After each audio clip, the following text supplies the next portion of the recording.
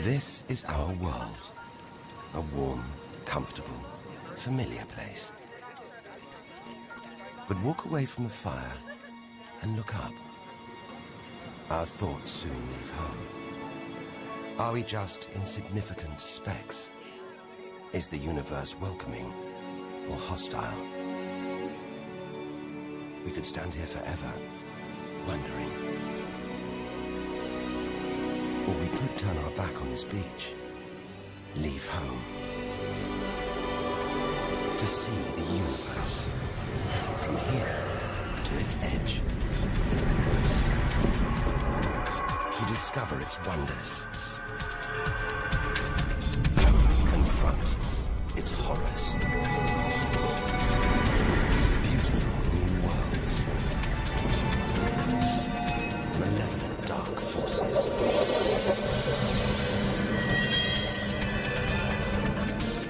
The beginning of time, the end of the world. Would we have the courage to see it through? Or would we run for home? There's only one way to find out.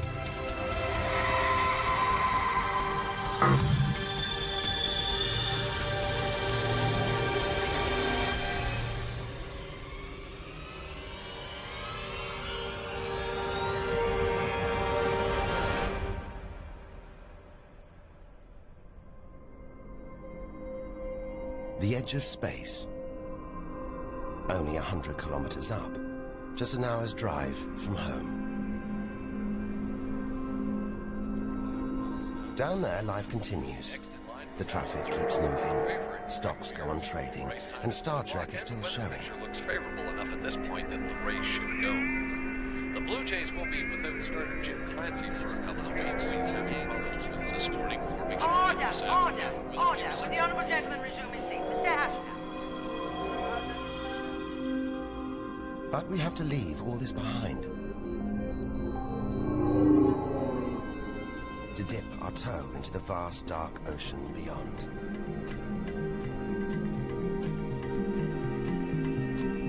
Into the shallows. Not too far from home. Onto the moon.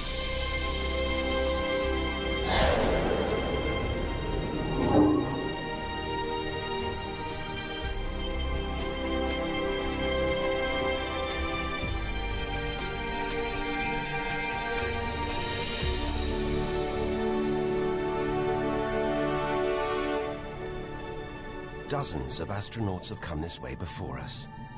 12 of them have walked on the moon itself. Just over 400,000 kilometers from home. 3 days in a spacecraft. So close, it's as if we've barely left home. Familiar, safe, within sight of Earth.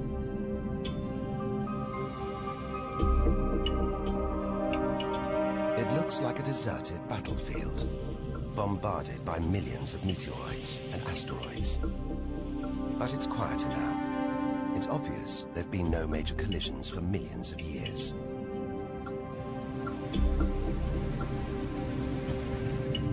This brings back memories. The Apollo 11 lunar module. Neil Armstrong's first footprints. Looks like they were made yesterday. There's no air to change them. They should survive for millions of years. Maybe longer than us.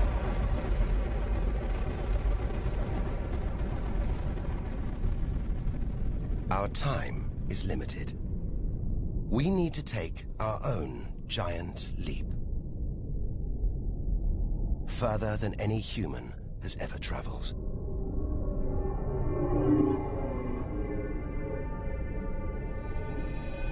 Out of the darkness, a friendly face. The goddess of love. Venus. The morning star. The evening star. Sometimes she welcomes the new day in the east. Others, she says goodnight in the west. The planet's spectacular yellow clouds reflect the sunlight. That's why this is the solar system's brightest planet. A sister to our planet. She's about the same size and gravity as Earth. We should be safe here. But the Venus Express space probe is telling us these dazzling clouds are made of deadly sulfuric acid. That the planet's atmosphere is choked with carbon dioxide. It's ringing alarm bells.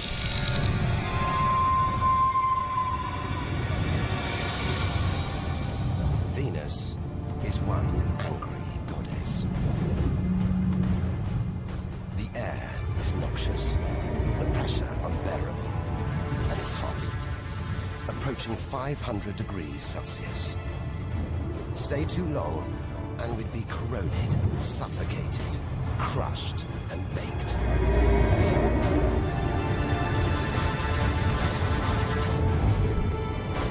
Nothing can survive here. Like this. It's a Soviet Venera robotic probe. Its heavy armor's being wrecked by the extreme atmosphere.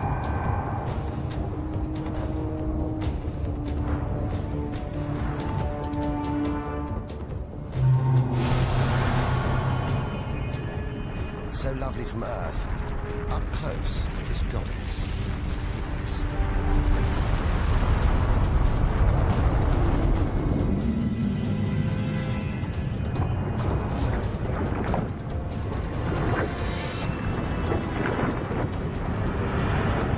She's the sister from hell, pockmarked by thousands of volcanoes.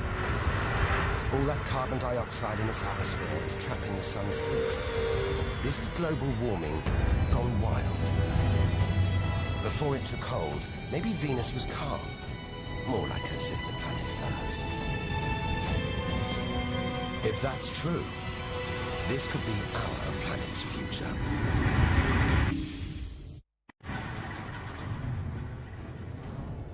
Beginning to think we shouldn't be out here, that we should turn back. But there's something hypnotic about the sun. Like Medusa, too terrible to look at, too powerful to resist, luring us onwards. On, like a moth to a flame. Dwarfed by, scorched by the sun, it's Mercury. Get too close to the sun, this is what happens. Temperatures swing wildly here. At night, it's minus 170 degrees. Come midday, it's 400 plus. Burnt, frozen, and look at those scars. A sign that Mercury had a violent past. The Messenger space probe is telling us something strange. For its size, this little planet has a powerful gravitational pull. It must be heavier than it looks. It's like a huge ball of iron, covered with a thin veneer of rock. The core of what was once a much larger planet. Maybe a stray planet slammed into Mercury, blasting away its outer layers in a deadly game of cosmic pinball.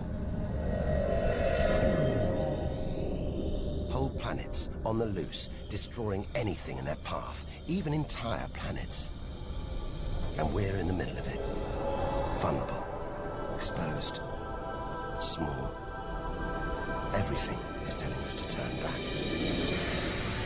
But who could defy this? The sun, in all its mesmerizing splendor. Our light, our lives.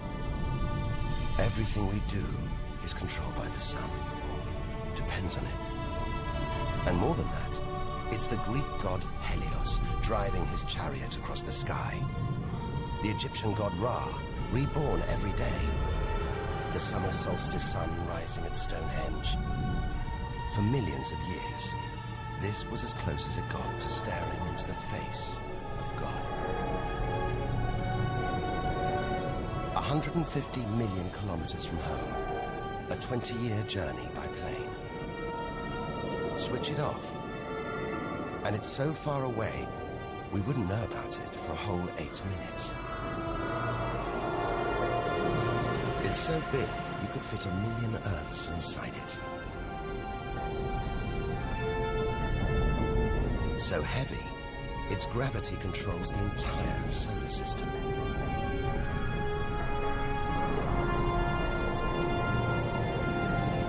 But who needs numbers? We've got the real thing.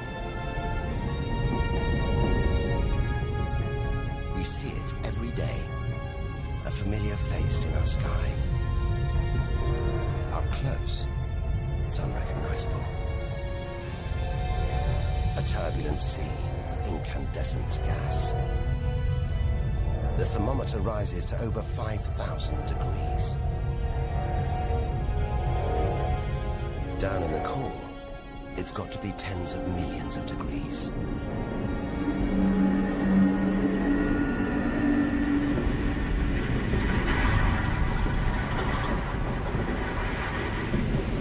Hot enough to trigger a nuclear reaction, turning millions of tons of matter into energy every second. More than all the energy ever made by mankind. Back home, you see this energy as light, feel it as heat. But up close, there's nothing comforting about the sun. It's so full of electrical and magnetic activity, it's bursting out in these huge incandescent gas loops called prominences. Each one releasing more energy than 10 million volcanoes. You could get the Earth through one of these loops and still have tens of thousands of kilometers to spare.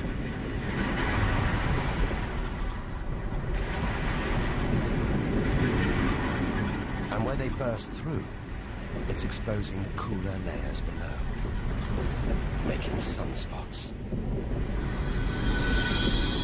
They're a fraction cooler than their surroundings. That's why they look black, but they're still hotter than anything on Earth. And they're massive, too. Some of these are at least 50,000 kilometers across. A solar flare. A superheated stream of electrified gas blasting deadly radiation out into space. But one day, all this will stop. The sun's fuel will be spent.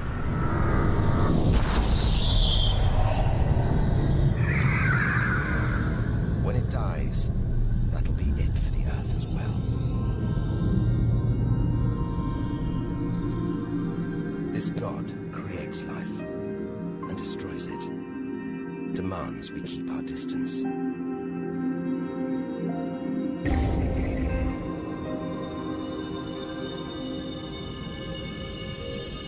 This comet has strayed too close. It's being boiled away by the sun's heat, creating a tail that stretches for millions of kilometers.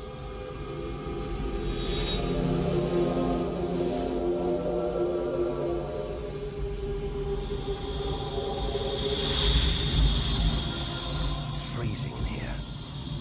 There's no doubt where this comet's come from. The icy wastes of deep space.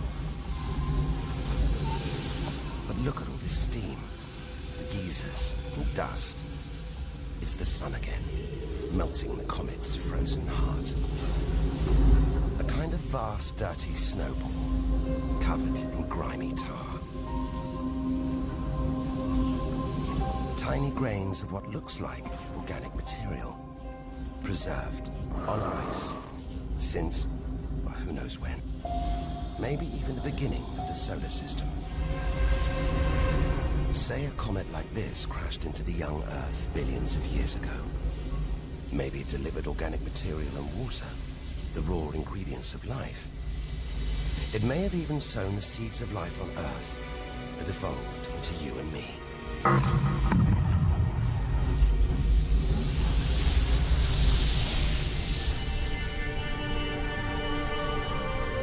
But say it crashed into the Earth now. Think of the dinosaurs, wiped out by a comet or asteroid strike. It's only a question of time. Eventually, one day, unless we can find a way to protect ourselves, we'll go the way of the dinosaurs. The Earth is safe. For now. But if life on Earth was obliterated, we'd be stuck out here, homeless, adrift in a hostile universe. We'd need to find another home. Among the millions, billions of planets, there must be one that's not too hot, not too cold, with air, sunlight, water, where, like Goldilocks, we could comfortably live.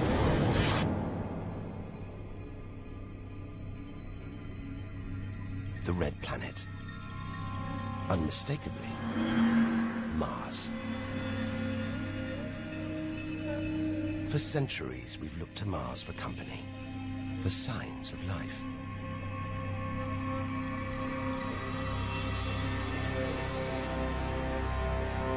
Somewhere down there could be extraterrestrial life. But are we ready to find it? Ready to rewrite the history books, to tear up the science books, to turn our world upside down? What happens next could change everything.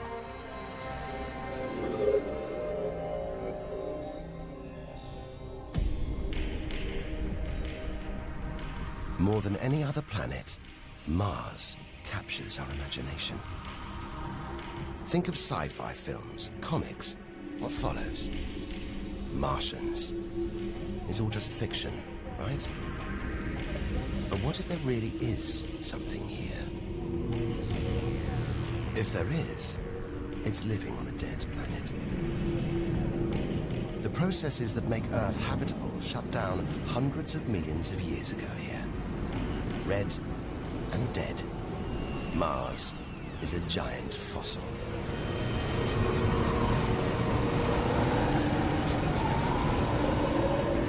Something's alive. A dust devil. A big one. Bigger than the biggest tornadoes back on Earth. There's wind here.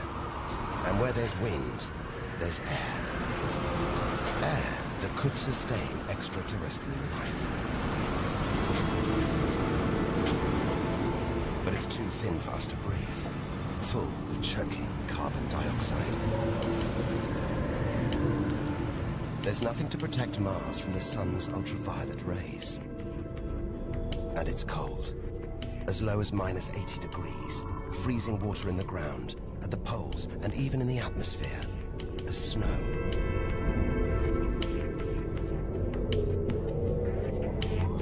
It's hard to believe anything could live here. But on Earth, there are creatures that survive in extreme cold, heat, and even in the deepest ocean trenches. It's as though life is a virus. It adapts, spreads. Maybe we're carrying the virus of life across the universe right now. Even in the most extreme conditions, life usually finds a way.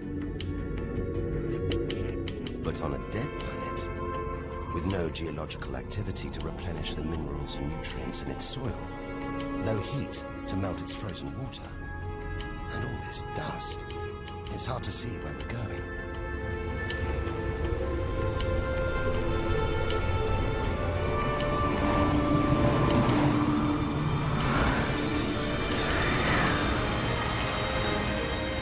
But we can't miss this. Olympus Mons, a vast, ancient volcano. 3 times higher than Everest. So wide, it would stretch almost all the way across Spain. Since its discovery in the 1970s, it's been declared extinct.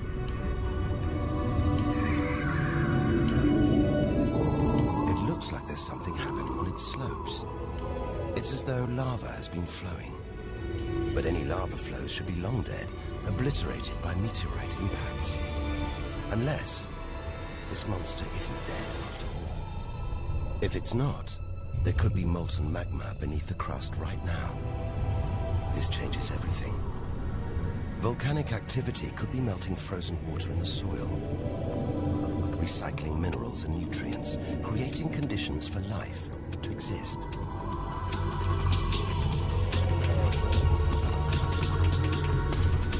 This makes the Grand Canyon look like a crack in the pavement. It goes on and on. So far, it would stretch all the way across North America. But look, signs of activity, erosion, and what looks like dried up riverbeds on the canyon floor. Maybe volcanic activity melted ice in the soil, sending water flowing through this vast canyon.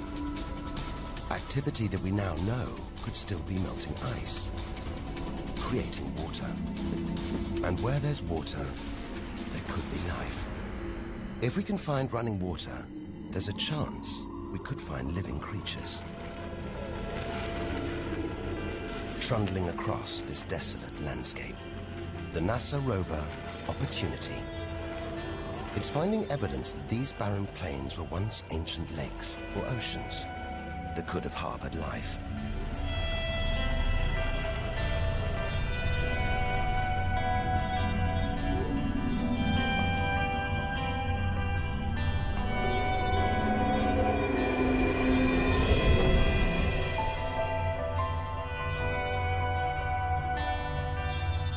Look at these gullies.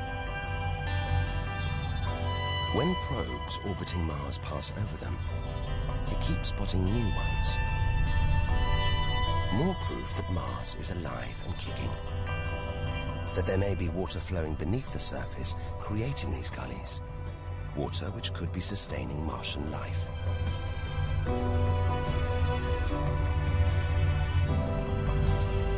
Now all we have to do is find it. Unless we've already found it. Not on Mars, but on Earth. There's one theory that has life starting here before moving to Earth. The idea is that an asteroid impact blasted fragments of Mars, complete with tiny microbes, out into space and onto the young Earth, where they sowed the seeds of life itself. No wonder we find Mars fascinating. It could be our ancestral home. If it's true, it means we're all Martians. The Mars we thought we knew is gone, replaced by this new, active, changing planet. And if we don't know Mars, possibly the solar system's most studied planet, what else don't we know? There must be other secrets out there, waiting to be discovered.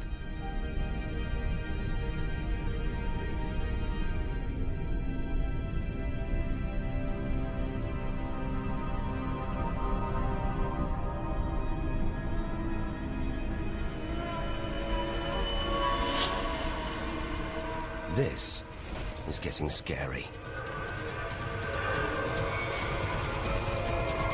It's like being inside a giant computer game.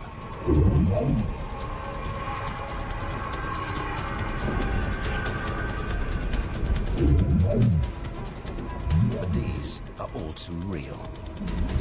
Asteroids, some of them hundreds of kilometers wide. This one must be about 30 kilometers long. And look, perched on it, a space probe. Can't have been easy parking on an asteroid traveling at 80,000 kilometers an hour. It's a lot of effort to investigate some rubble. Rubble that regularly collides, breaking up and raining down on Earth as meteorites. Magical tokens, supernatural omens, and more than that. Turns out it was rubble like this that came together to make the planets, including our own.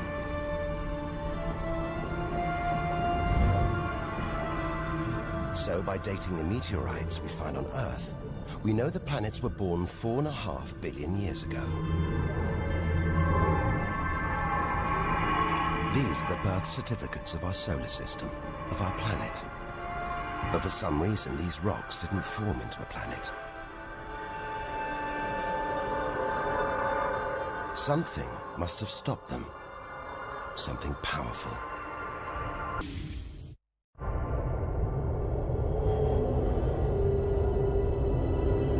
Jupiter. What a monster. At least 1,000 times bigger than Earth. So vast, you could fit all the other planets inside it. Something this big is going to have a major effect on its neighbors.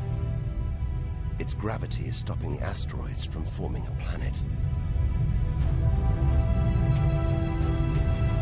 And just look at it. It's stunning. But up close, maybe things aren't quite what they seem. This huge planet is almost all gas. Land here, and we'd sink through its layers, maybe never hitting a solid surface. And Jupiter's good looks, the product of extreme violence. It's spinning at a huge rate, whipping up winds to hundreds of kilometers an hour, contorting the clouds into stripes, eddies, whirlpools. And this, the legendary Great Red Spot. The biggest, most violent storm in the solar system. At least 3 times the size of Earth. It's been raging for over 300 years. All those churning clouds have sparked an electrical storm. Just one bolt is 10,000 times more intense than any at home.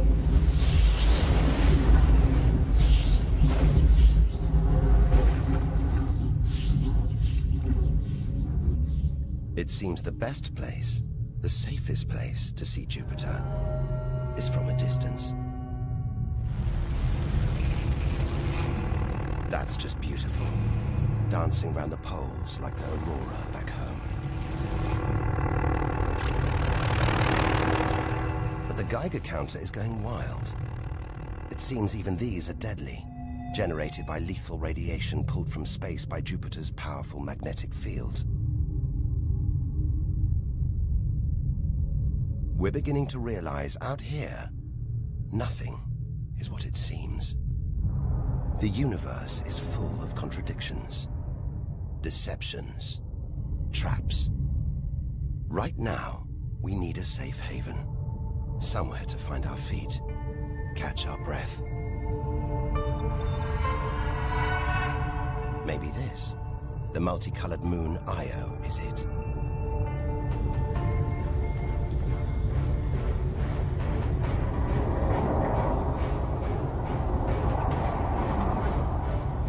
Those pretty colors, the molten rock, sulfur, volcanoes, spewing burning hot ash and sulfur hundreds of kilometers into the air.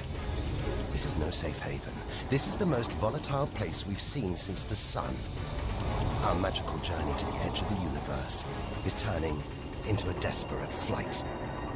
We've got to keep believing, hoping that amidst the dangers, there are wonders waiting to be discovered.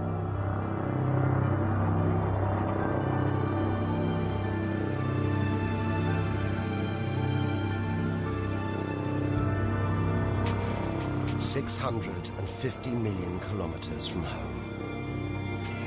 What a weird-looking place.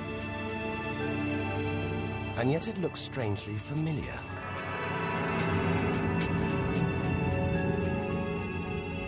A bit like the Arctic with all that ice. All those ridges and cracks.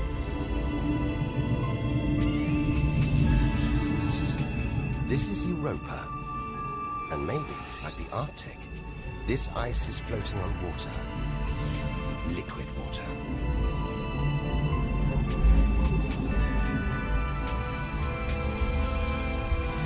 It's an intriguing thought.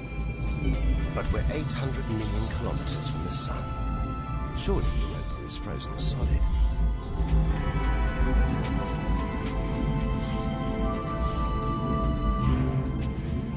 Unless Jupiter's gravity is creating friction deep inside, stopping Europa from freezing solid, allowing life to develop in the waters beneath its frozen crust. We might be meters away from aliens. From a whole ecosystem of microbes, crustaceans, maybe even squid. The only thing between us and the possibility of alien life, this layer of ice. But until we send a spacecraft to drill through the ice, Europa will remain one of the solar system's greatest mysteries.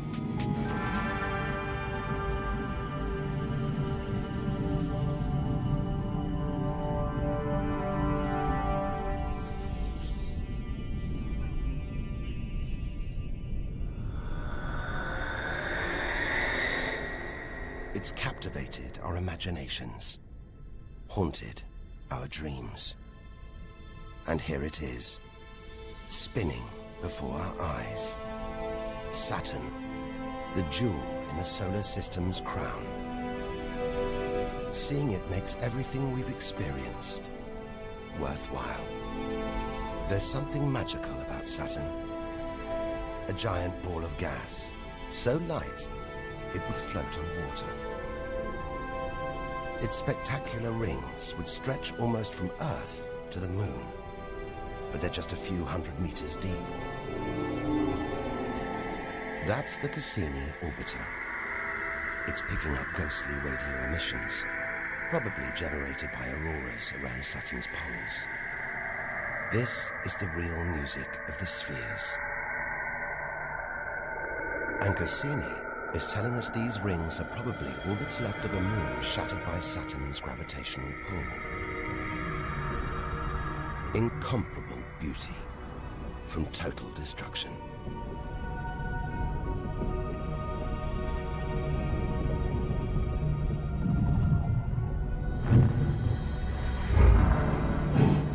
Billions of shards of ice, some as small as ice cubes, others the size of houses. They collide, break apart, reassemble. It's like a snapshot of our early solar system, as dust and gas orbited the newly born sun, and gravity worked its magic, pulling the lumps together until from debris like this, our home emerged.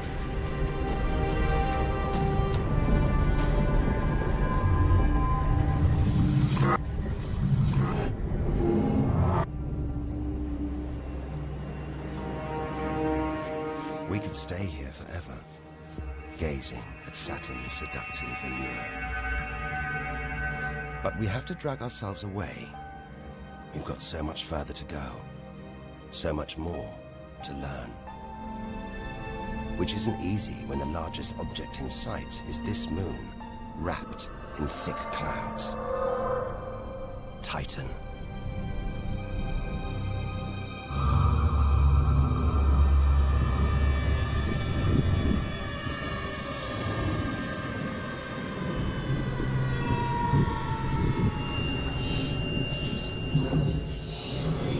It seems like there's an atmosphere down here. There's wind, rain, even seasons. And look at these rivers, lakes and oceans. It's the most similar place to Earth we've seen so far. Maybe it was worth tearing ourselves away from Saturn after all. Except that's not water. That's liquid natural gas. There must be hundreds of times more natural gas here than all the Earth's oil and gas reserves. If we could get it home, it could power our cities, fuel our cars for thousands of years. Or maybe, one day, we could use it here to fuel a colony. Assuming there isn't life on Titan already. The Huygens space probe, dropped onto Titan's surface from Cassini, is here to find out. It's telling us there are organic materials in the soil, but it's so cold, minus 180 degrees. There's no way these could come together to form life. Unless Titan warms up. The sun is predicted to get hotter. When it does, maybe life will spring up here, just like it did on Earth billions of years ago. As the Earth gets too hot for us, maybe we'll move to Titan. One day we might call this distant place home.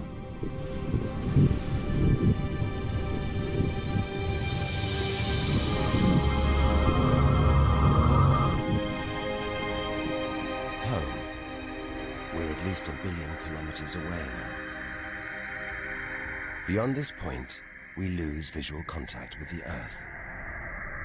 We're standing on a cliff, looking out into the solar system's mysterious outer reaches. If we want to understand the universe, to reach its edge, we have to jump.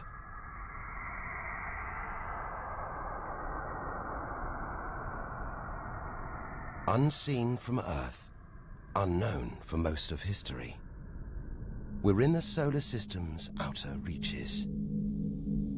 It's like diving down into the deep ocean.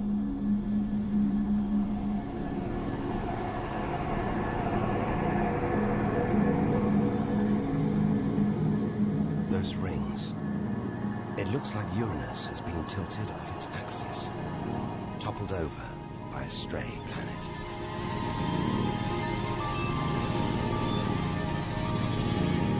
It's eerie out here. Already beginning to feel small, lonely. Maybe this is how we'll feel, what we'll find at the edge of the universe. But we've barely left the shore. Shrink the Earth down to the size of a pea. We've traveled less than 2 kilometers. But to reach the edge of the solar system, we've got to travel another 20,000 kilometers. Out of the deep, another strange beast. The god of the sea, Neptune. This giant is swathed in methane gas.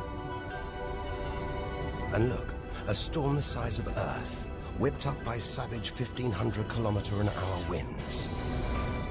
Back home, it's the sun that drives the wind, but Neptune's too far away. Something else must be creating these ferocious winds, but nobody knows what. Our solar system is huge. It's alarming how little we really know about it.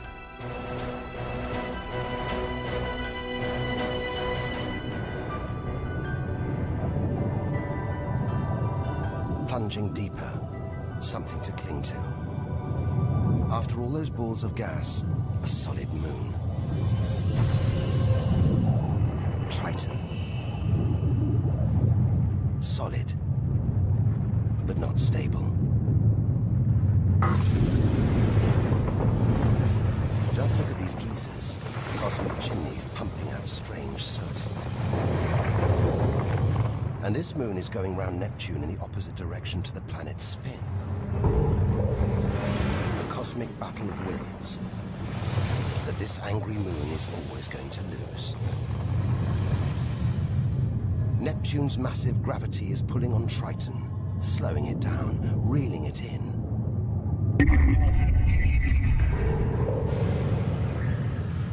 One day, it'll be ripped apart by Neptune.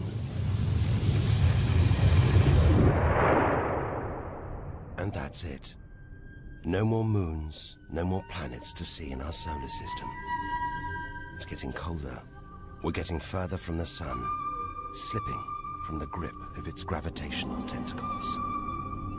But look at all this. It's not a void. It's teeming with frozen rocks, icy spheres, like Pluto. Until recently, it seemed Pluto was alone. Beyond it, nothing. We were wrong. More frozen worlds.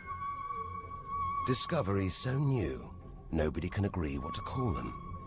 Plutinos, ice dwarfs, cubanos. Whatever the name, the implications are the same. Our solar system isn't the neat model we thought it was. Over 13 billion kilometers from home, the most distant thing ever seen to orbit the Sun, another small, icy world called Sedna, discovered in 2003.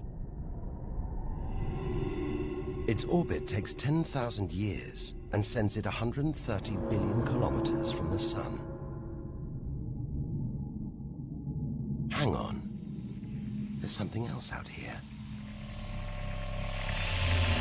16 billion kilometers from home, the space probe Voyager 1. If it wasn't for this bundle of aluminium and antennae, we'd have no images of the giant planets, no clue about their strange moons.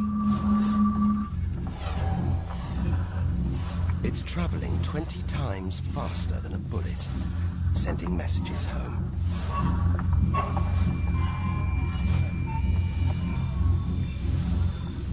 And look, on its side, that gold panel, a kind of intergalactic message in a bottle. There's a greeting recorded in different languages. Hola y saludos a todos. And a map showing how to find our solar system. But if you're in the jungle, is it wise to call out? Anyone, anything could hear our call, find out where we live, and come knocking. Friendly or not. A cloud of cosmic icebergs stretching for what seems like forever. They look like the comet we saw earlier. Maybe it started life out here, until something dislodged it, sending it towards the Sun, just like the comets that may have planted life on Earth billions of years ago. And seeing all this ice, maybe they carried water to Earth too. It's an astonishing thought. The water in the oceans, in your coffee, even in your body, all from this distant celestial ice machine.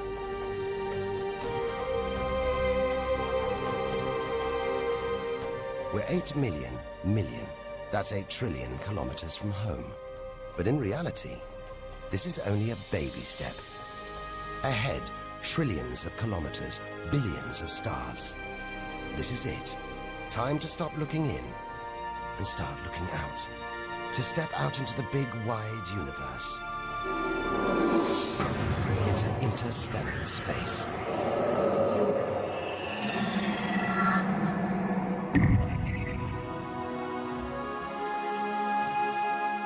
Interstellar space. Far beyond our solar system. What a view. Billions of stars like our own sun. Many with planets. Many of those with moons.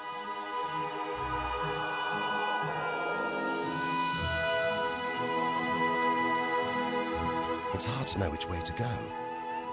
There are infinite possibilities in every direction. Whichever way, we're going to need a serious burst of acceleration.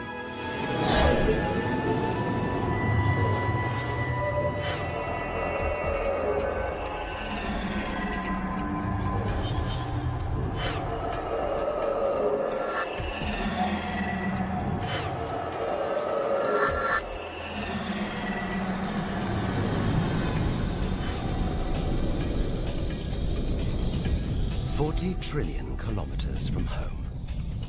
150,000-year ride in a space shuttle. And we've only just reached the first solar system after our own. Alpha Centauri. Not one, but 3 stars. They're spinning around each other, locked in a celestial standoff. Each star's gravity attracting the other, their insane orbital speed keeping them apart.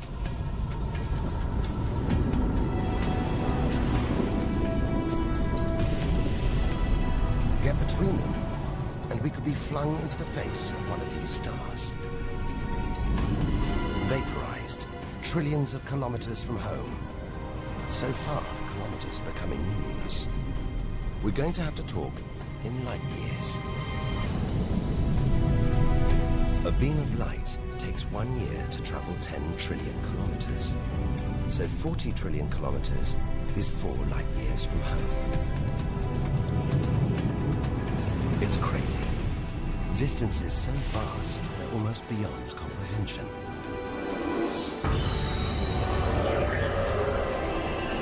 And exciting.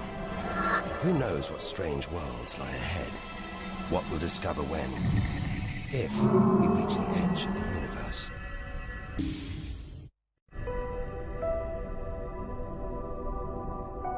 Ten light years from Earth, the star Epsilon Eridani. What spectacular rings of dust and ice, and somewhere in there, planets forming out of the debris, being born before our eyes.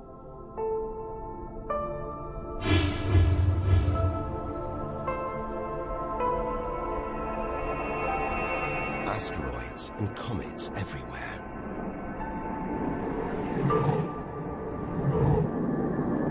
We could almost be looking at our own solar system, billions of years ago, with comets delivering organic molecules, water to these young planets, kick-starting life, just as they may have done on Earth.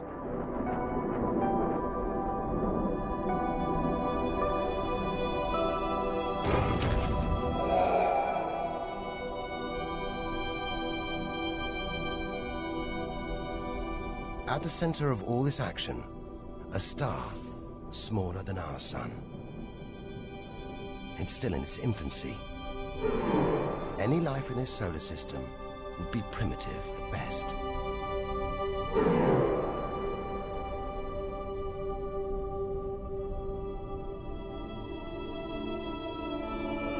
There must be more mature, developed solar systems out here. But finding them is like looking for a needle in a cosmic haystack.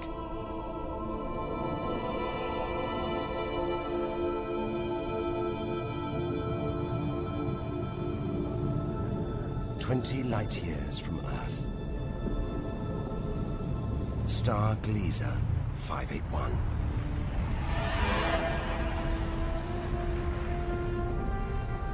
It's about the same age as our sun.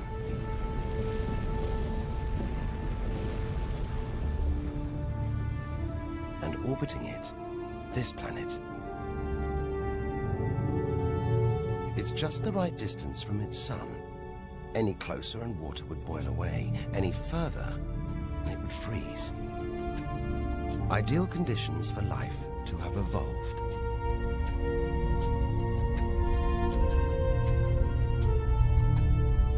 And if comets have struck, delivering water and organic materials, then life, complex beings like us, even civilizations like our own, could be down there, right now.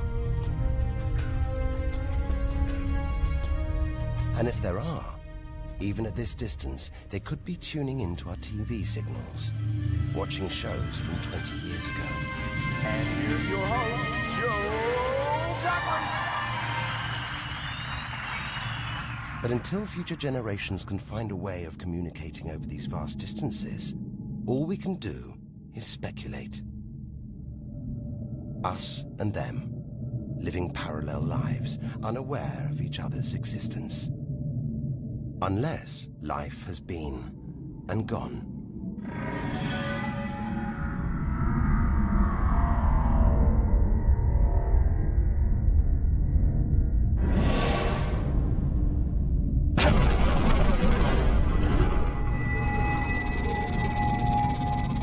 That's the problem with comets. They're creators and destroyers. As the dinosaurs found out the hard way 65 million years ago. This is the needle in the cosmic haystack, the closest we've come to a habitable solar system like our own. But it's a chance encounter. There could be hundreds, millions more solar systems like this out here. Or none at all.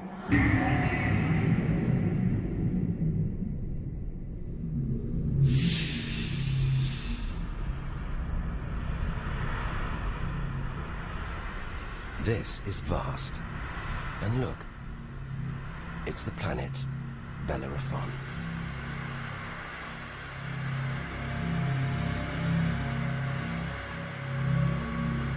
So close to its own sun, it's a miracle it was discovered at all.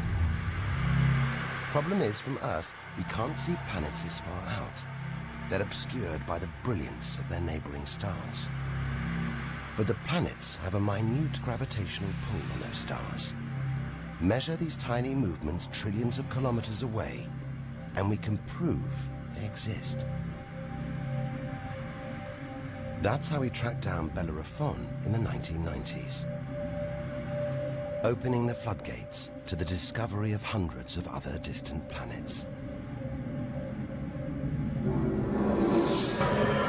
65 light years from Earth. Tune in on this bright star, and you'd pick up TV signals from Hitler's Berlin Olympics. Verkünde die Spiele von Berlin zur Feier der 11. Olympiaden neuer Zeitrechnung als eröffnet.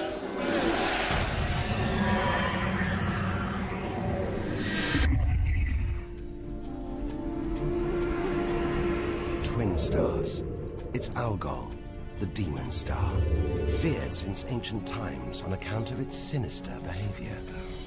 From Earth, it appears to blink as one star passes in front of the other. Up close, it's even stranger. One star has expanded into the gravitational pull of the other. It's being sucked towards it. Almost 100 light years from home. Listen. One of the first ever radio broadcasts. Just a faint whisper. We'd appreciate it if anyone hearing this broadcast would communicate with us. We are very anxious to know how far the broadcast is reaching. And then silence. From here on out, it's as if Earth never existed.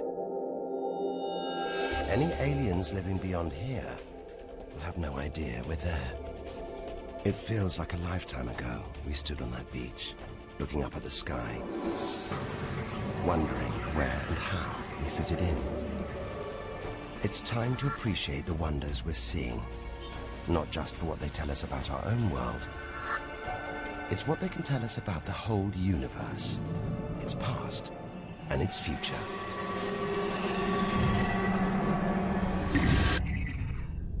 Deep inside our galaxy, the Milky Way, a vast celestial library, each star a book with a story to tell. It's all here, waiting for us to lift the cover.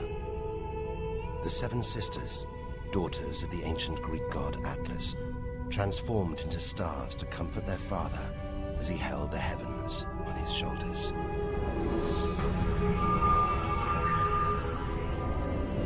And this giant, Betelgeuse. The brightest, biggest star we've seen so far. It's got to be at least 600 times wider than our own sun.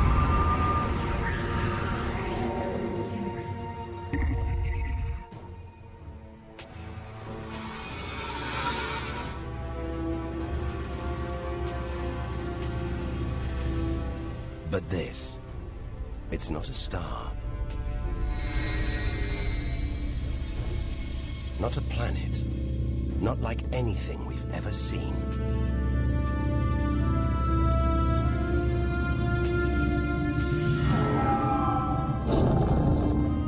A ghostly spectre, more than 1,300 light years from Earth. Orion's dark cloud.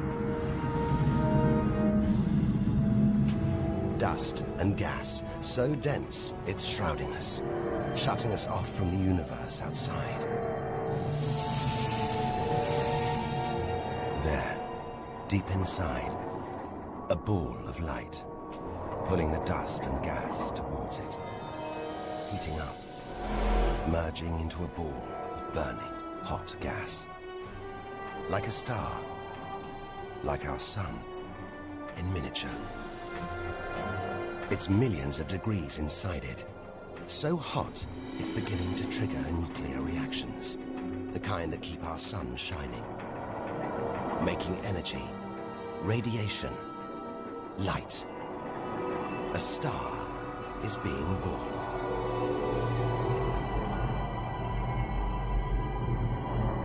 Or rather, stars.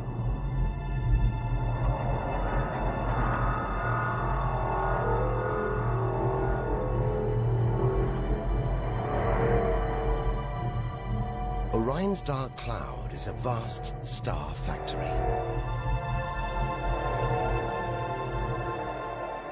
We're witnessing the birth of the future universe.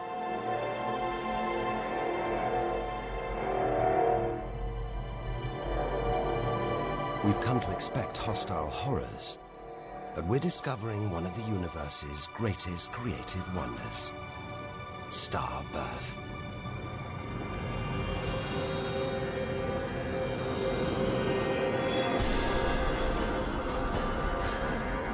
Perhaps we spoke too soon.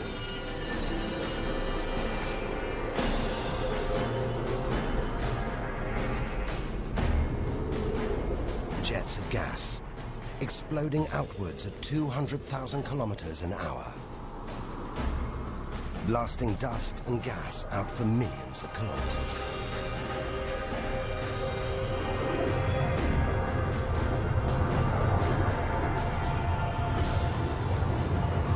It's unbelievably violent, but look at the results. It's beyond words. Nebula.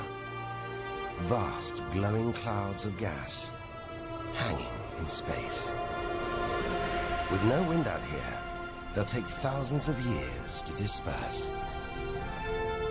They seem to be forming a vast stellar sculpture. It makes you realize nature is more than a scientist, an engineer. It's an artist on the grandest of scales. We've seen some strange sights, but this is a masterpiece. A giant horse's head rearing up in space. Stars are born, grow up, and then what? Do they die? Do they slip quietly into the night, or go out with a bang?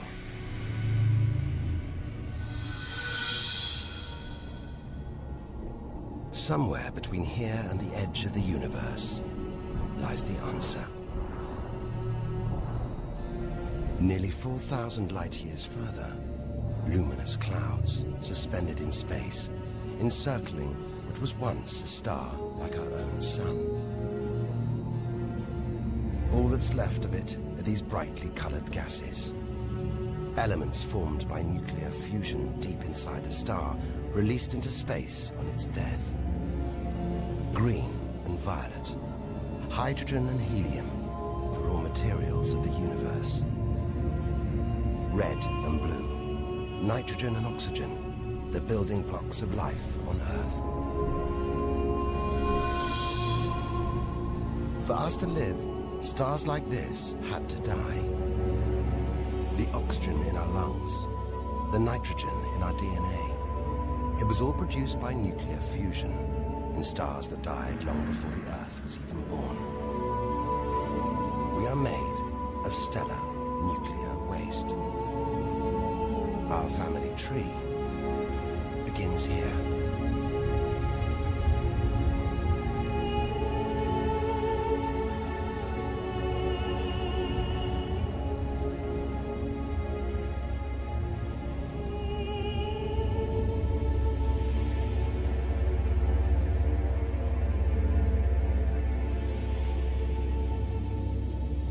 At its heart, the ghost of a star. It's a white dwarf. White, hot, small, but unbelievably dense. In the star's dying moments, its atoms fused and squeezed together, making it so dense that just a teaspoon of this white dwarf would weigh 1 ton.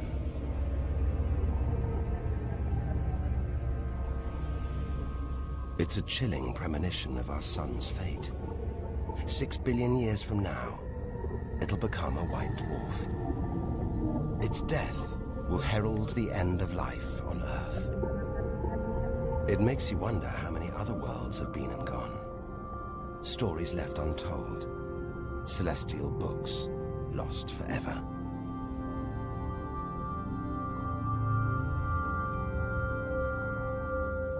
But the greatest story of them all is still to be told. we must go back through time to the very first chapter to tell the story of how the universe began.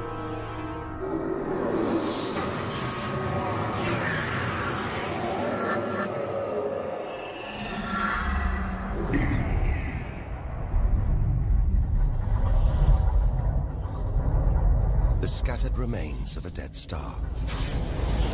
A nebula. The Crab Nebula.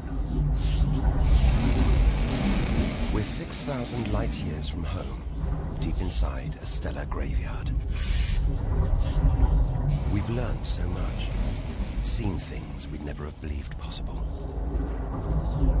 Now, sights like this, wonders once beyond imagination, we take in our stride. We're ready. Ready to face whatever lies ahead.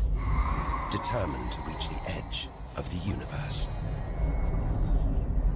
It looks dead, but maybe this is just the calm after the storm, after a massive explosion, powerful enough to turn a huge star into a cloud of dust and gas, a supernova.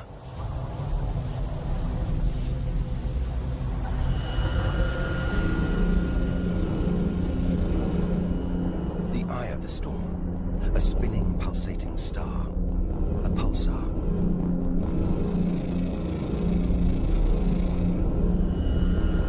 Gravity must have squeezed the giant star's core down to this. It's just 20 kilometers across, unimaginably dense. One pinhead of this would weigh hundreds, maybe millions of tons.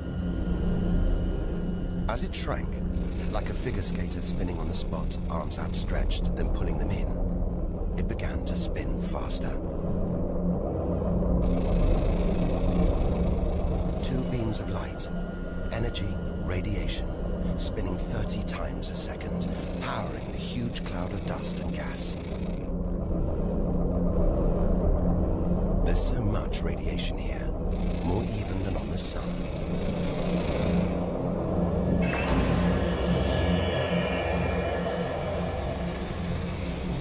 That was easily the deadliest thing we've encountered so far.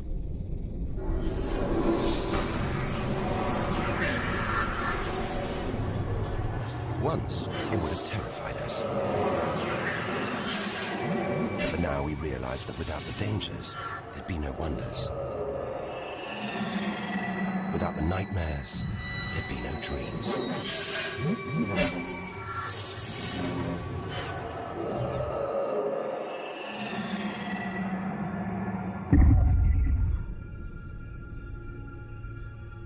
Getting a strange sensation.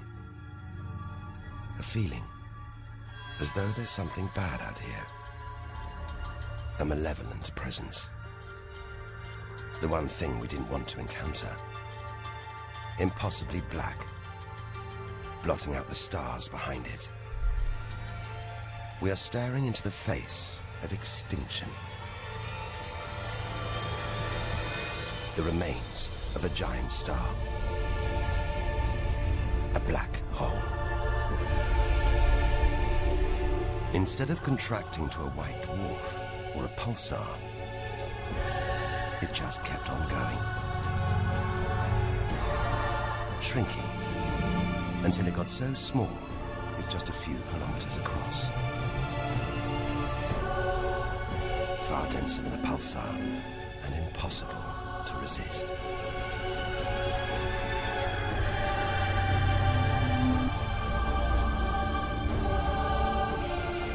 Stray too close, and there's no turning back. Now we know why it's a black hole. Its gravity is so intense, not even light can escape.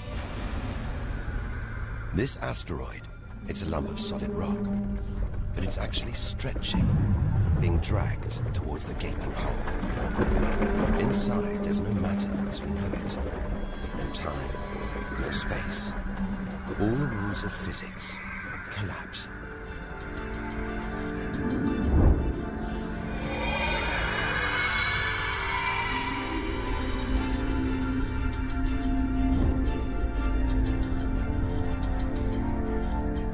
The asteroid is gone. Truth is, nobody really knows where. We're looking at the limit of human understanding. There could be millions of black holes creeping around our galaxy. More perhaps than all the stars in the sky. But we wouldn't see them until it was too late.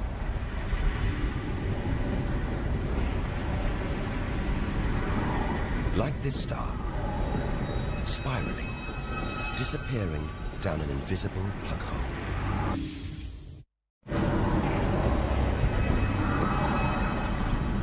Who's to say we don't live inside a vast black hole? That the whole universe isn't inside one right now, inside another universe. Think about it for too long, and your mind reels. Sometimes it feels like the more we see, the less we know. But we do know our galaxy is more complex and more dangerous than we ever imagined. And we're still in our own galaxy, the Milky Way. The vastness of the universe beyond still lies ahead. The wonders, the dangers, the secrets, they're out there. But first, we've got to find a way out of the Milky Way.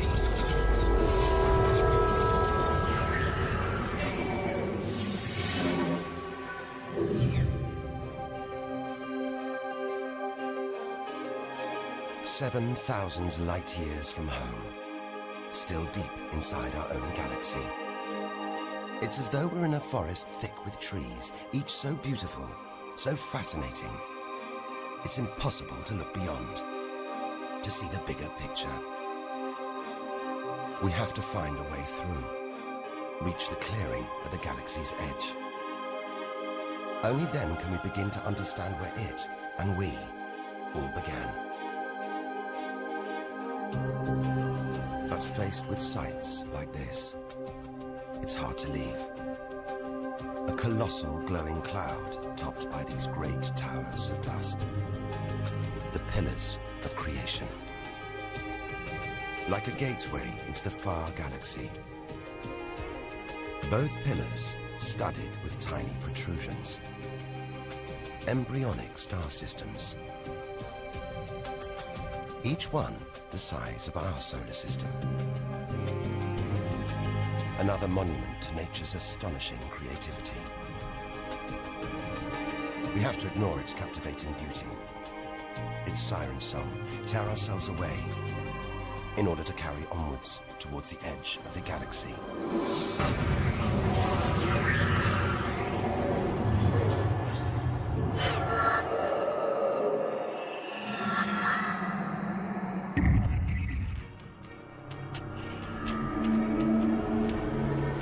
Dazzled by the Milky Way's beauty, we've been blinded to its terrors and strayed into a cosmic minefield.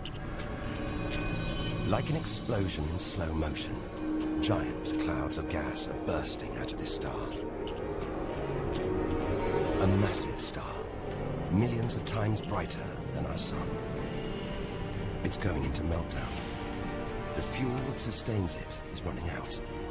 The nuclear reactions that power it winding down. We're watching its death throes. Eventually, the core will implode. The result, a new black hole.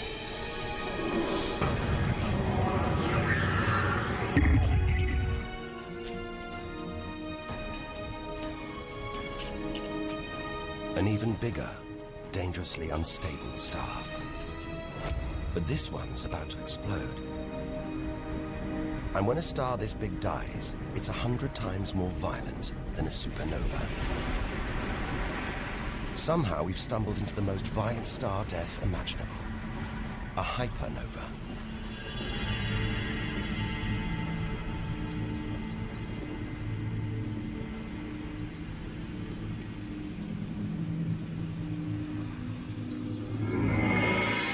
The core's collapsed. It's becoming a black hole.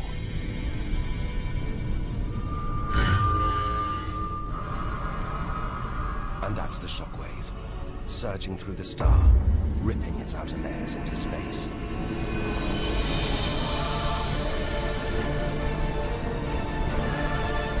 There's lethal radiation everywhere. Enough to have a catastrophic effect on any planet unlucky enough to be nearby. When virtually every species on Earth was wiped out 450 million years ago, the culprit may have been one of these. Deadly hypernovas, frozen comets, scorched planets, white dwarfs, red giants, Earth. Tiny drops in a vast pool of white light. Our home galaxy, the Milky Way. We want to know where we fit in. Here's our answer.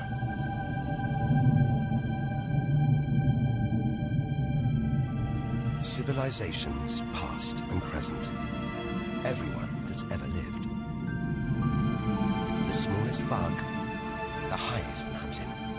All of it. Invisible. Not even a tiny speck.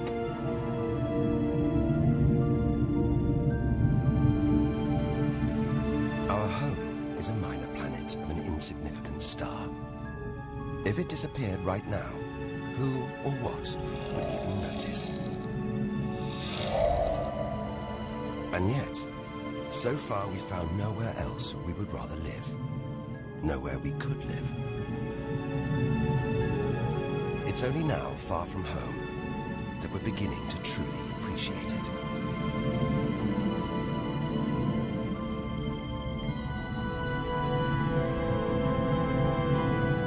Look at all these stars. Hundreds of thousands of them. Surely one of these, more than one, must be capable of supporting life.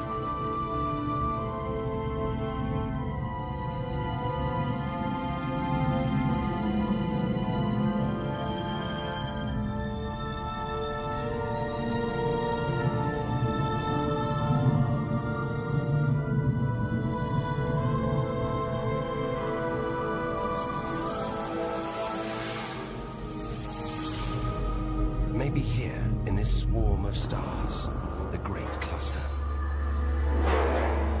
Back in the 1970s, astronomers sent a message in this direction, detailing the structure of our DNA and our solar system's location. But it's so far from home, the message won't arrive for at least another 25,000 years. We haven't found alien life yet. But neither have we found any reason to believe it isn't out here, somewhere. There's an equation, devised to estimate the number of other advanced civilizations. Crunch the numbers, and the result is shocking. There could be millions of civilizations, just in our own galaxy.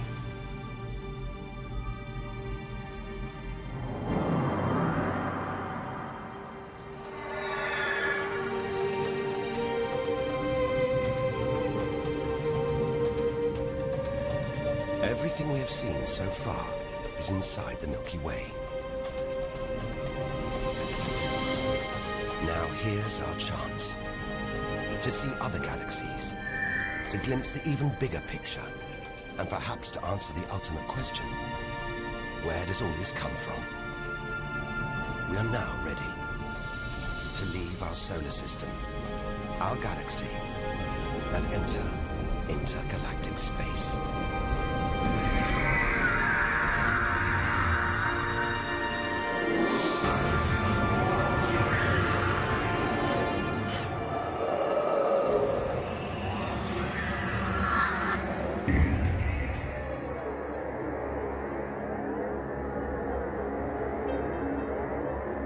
Beyond the Milky Way, through the vast expanse between galaxies, against all the odds, we've made it to intergalactic space.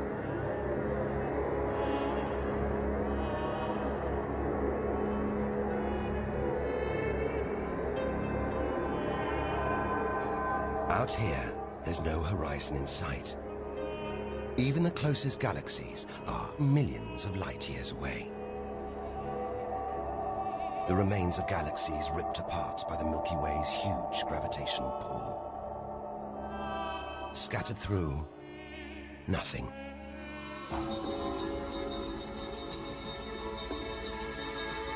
This is as close as the universe gets to a perfect vacuum. But even this isn't totally empty. There are thin wisps of gas, fine traces of dust, and something else. Dark matter. So mysterious we can't see it, feel it, taste it, touch it, or even measure it. Yet so common, it could make up over 90% of all the matter in the universe. If dark matter does exist, it means there's no such thing as empty space. Even out here, we're surrounded by matter. We only know it exists because of the strange hold it exerts on galaxies, like this one, the Large Magellanic Cloud.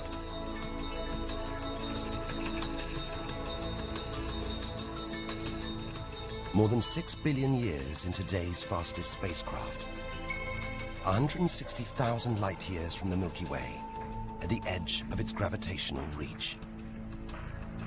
This galaxy should spin off into space, but something is holding it here. Something invisible, powerful, dark matter. Stars, clusters of stars, nebulae. It's a vast astronomical treasure house.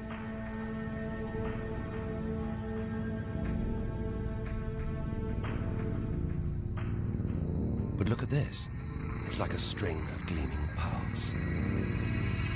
It's a fireball, expanding out from what must have been a massive explosion, a supernova. So bright that when light from the explosion reached the Earth in 1987, it was visible with the naked eye. And so violent, it triggered a string of nuclear reactions, forcing atoms together, creating new elements. Gold, silver, platinum, blasting them out into space.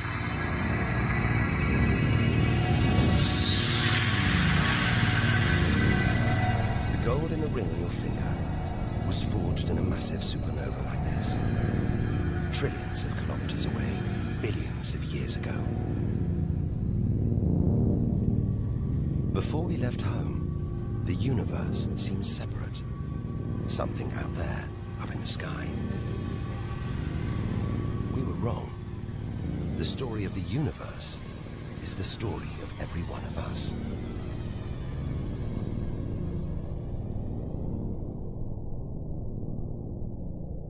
It's comforting to remember as we venture through this abyss. Further and further. Faster and faster.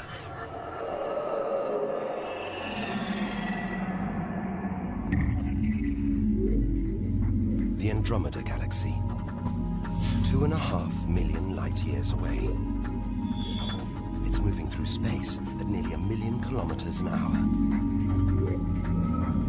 Everything in space is moving apart like shrapnel from an explosion. We're seeing this galaxy as it was when our ape-like ancestors first walked across the African plains.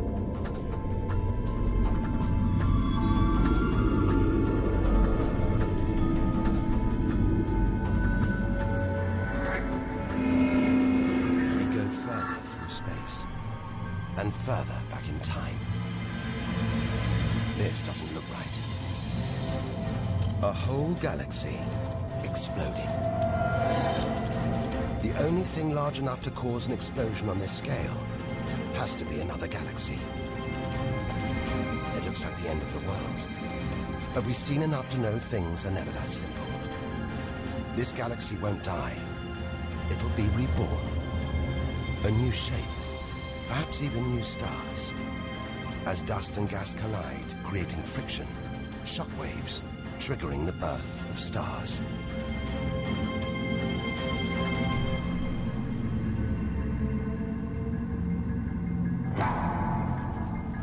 There's order in this chaos, a pattern behind the infinite variety, and an endless cycle of birth and death, creation and destruction. It's a pattern woven through the vast fabric of space that binds each of these galaxies. There are billions of galaxies in the universe, each with billions, even trillions of stars. Possibly more stars than there are grains of sand on all the beaches on Earth. And all of these are just the stars that exist now. What about the stars that have been and gone? All the stars being born, yet to be born. We're finally beginning to see the big picture, and it's grander than we ever imagined. This galaxy, the huge Pinwheel Galaxy, is so far from Earth that if we send a message home now, it'll take 27 million years to get there. Who knows whether our species, our planet, will still be around to receive it? Most likely not.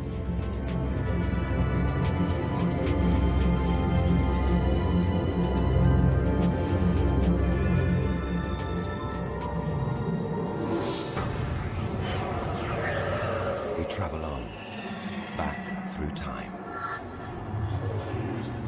Past the point where the dinosaurs were wiped out. Past the moment where the first creatures clambered onto land.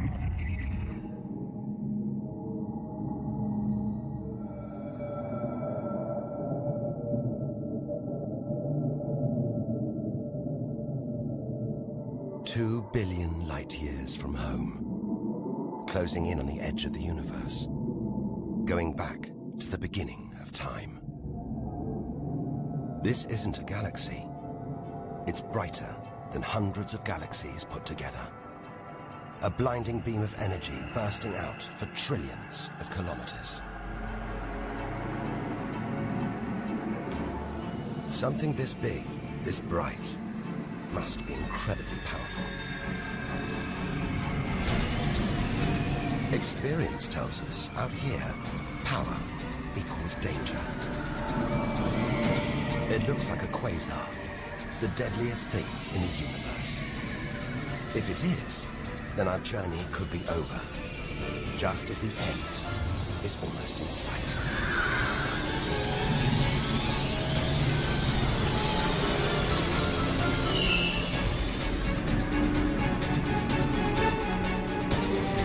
The deadliest, most powerful thing in the universe. A quasar. A swirling cauldron of super hot gas, brighter than hundreds of galaxies.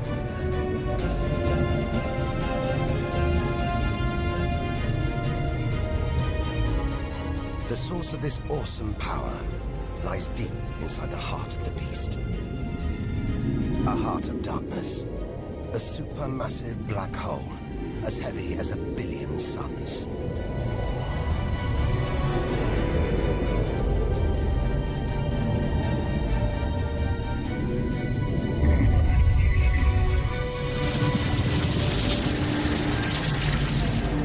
Ripping apart whole stars, sucking their gases into the quasar, devouring them, until they're nothing, lost forever from the visible universe.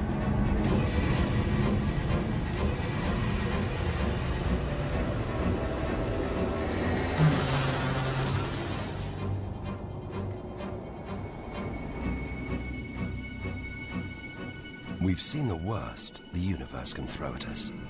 The most powerful and destructive forces the universe produces.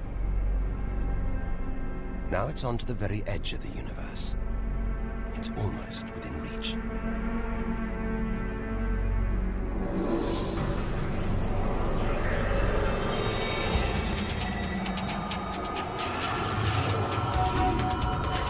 We'll need to go further, go faster if we're to cross the final reaches of the known universe.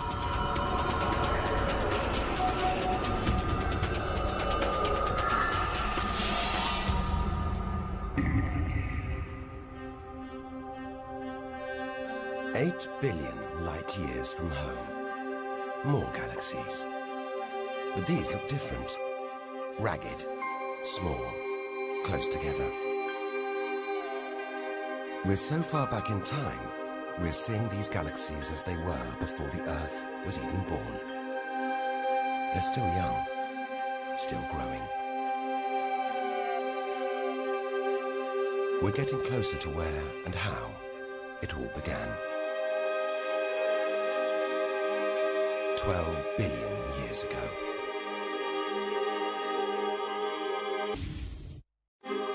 Look at the galaxies now. They're more like primitive plankton floating in a vast, dark ocean.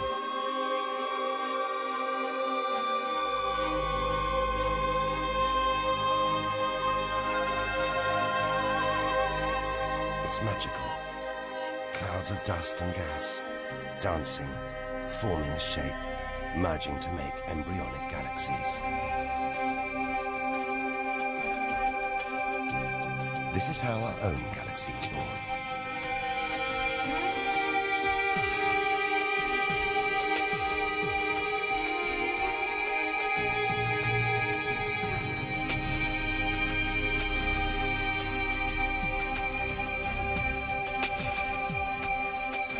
They're disappearing.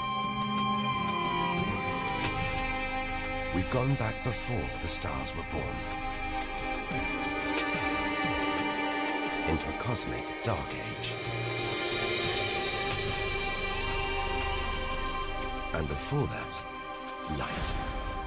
The afterglow from a massive explosion. The explosion which created the known universe.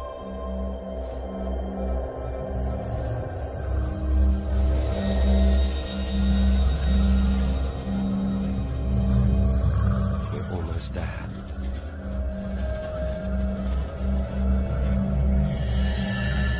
This is it. We've made it. The edge of the universe. 130 billion trillion kilometers from home. 13.5 billion years ago.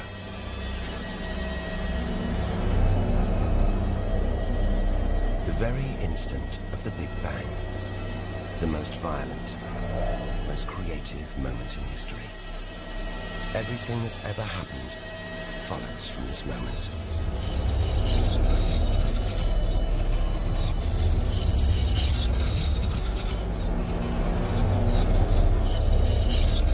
Every religion, every culture has pondered it. But we still don't know what sparked this act of creation, or why.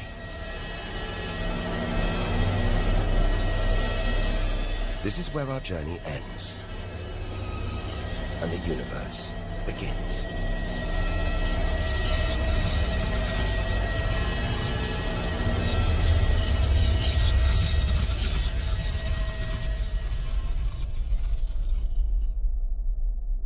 An infinitely hot, small, dense point erupts.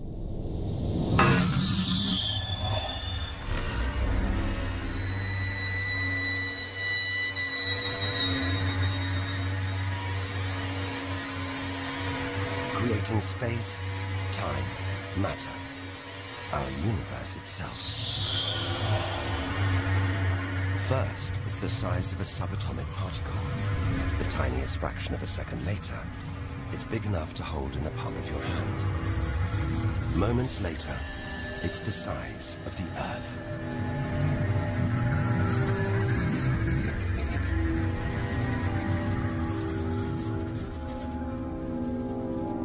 Today, the light from the Big Bang is still spreading out as a hiss of radio static. Your TV aerial picks it up. You can see it as static on an untuned TV.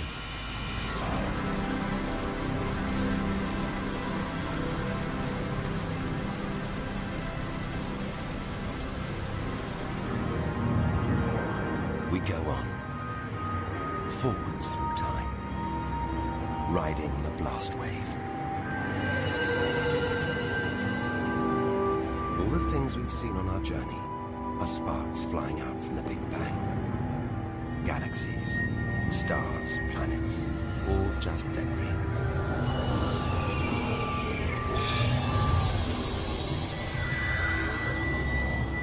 through our galaxy.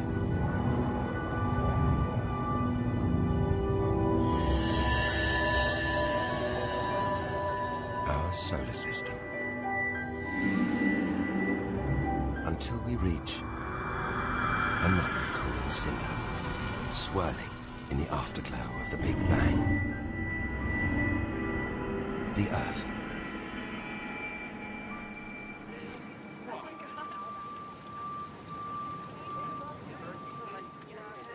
We had to go back to the past to see our future.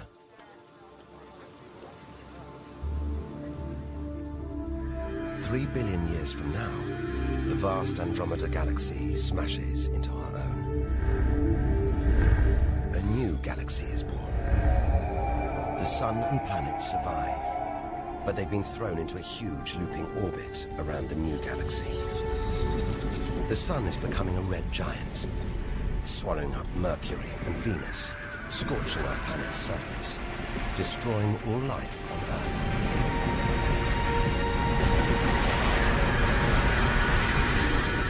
The sun dies, shrinking to a white dwarf. Neighboring stars are dying too, being replaced by white dwarfs, pulsars, black holes. The lights are going down on the galaxy.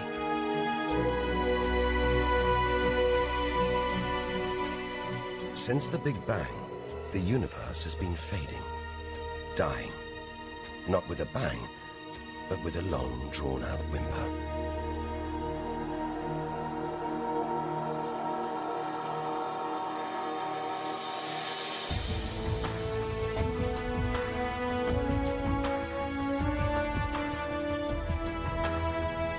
But there could be a way out, an escape route from our dying universe. It might be possible for our distant descendants to find a shortcut through space and time. A wormhole. If there are other universes, it could take our descendants from our doomed universe into a parallel one, where they could find another Earth, still in the prime of life. If they're lucky enough, they will live on in a new universe. A new home.